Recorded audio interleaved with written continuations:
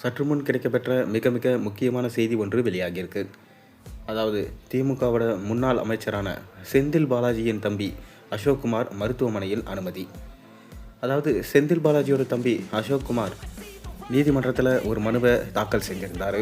ஆனால் அசோக்குமாரின் மனுவை நீதிமன்றம் தள்ளுபடி செஞ்சுருக்கு. அது மட்டும் இல்லாமல் நீதிபதி கேட்ட கேள்வி திமுகவினரே ஆட வச்சிருக்கான். அது மட்டும் இல்லாமல் இந்த கேள்வியால் செந்தில் பாலாஜியுடைய குடும்பத்திலும் ஒரு அதிர்ச்சியான சம்பவம் ஏற்பட்டிருக்கான். அதாவது செந்தில் பாலாஜி அவர்களின் தம்பி அசோக்குமார் இருதய அறுவை சிகிச்சைக்காக அமெரிக்காவில் ஹாஸ்பிட்டலில் அட்மிட் ஆக வேண்டும் என்பதற்காக அவர் ஒரு மனு ஒன்றை நீதிபதியிடம் தாக்கல் செஞ்சிருந்தார்.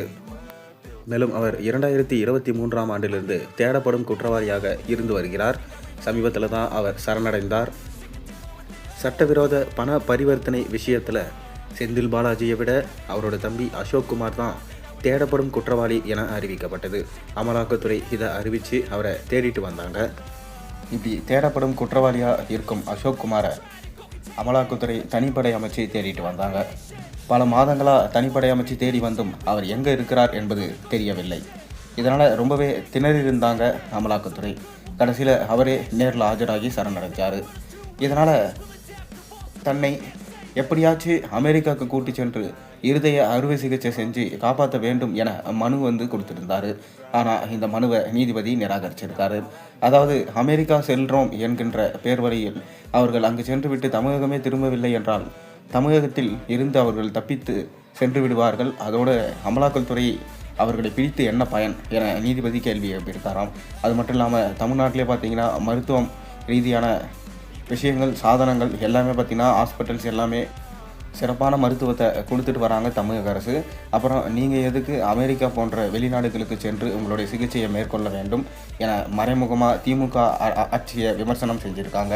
அது மட்டும் இல்லாமல் தமிழகத்தில் தான் எங்கும் இல்லாத அளவுக்கு மருத்துவ வசதிகள் உள்ளது அப்படின்னு சொல்லிட்டு திமுகவினரால் சொல்லப்பட்டு வருது. அப்படி இருக்கும்போது நீங்கள் எதுக்கு வெளிநாடுகளுக்கு சென்று உங்களை சிகிச்சை பண்ணிக்கணும்? அதனால் அந்த மனுவை நிராகரிச்சிருக்காரு நீதிபதி. அது மட்டும் இல்லாமல் மேலும் அப்போலோ ஹாஸ்பிட்டல்லே அவர் அனுமதி ஆகியிருக்காரு. சிறப்பு மருத்துவர்களையும் அங்கே சென்னை அப்போலோ மருத்துவமனைக்கு கூட்டிகிட்டு வந்து அவருக்கு சிகிச்சை அளிக்கப்படப்படுறதா சொல்லப்பட்டு வருது. மேலும் அவருடைய நிலைமை இப்போ ரொம்ப மோசமாக இருக்கிறதா அவரோட உறவினர்கள் சொல்லியிருக்காங்க. மேலும் செந்தில் பாலாஜி அவரோட தம்பி அசோக்குமார் உட்பட 15 பேர் மீது தாக்கல் செஞ்சாங்க அமலாக்கத்துறை. இதனால் அந்த 15 பேரும் எங்கேயுமே வெளிநாடு மற்றும் வெளியிடங்களுக்கு செல்ல முடியாது எனவும் அவங்க எப்பவுமே அமலாக்கத்துறையோட கண்காணிப்பில் தான் இருப்பாங்க என இப்போ தகவல்கள் கிடைச்சிருக்கு.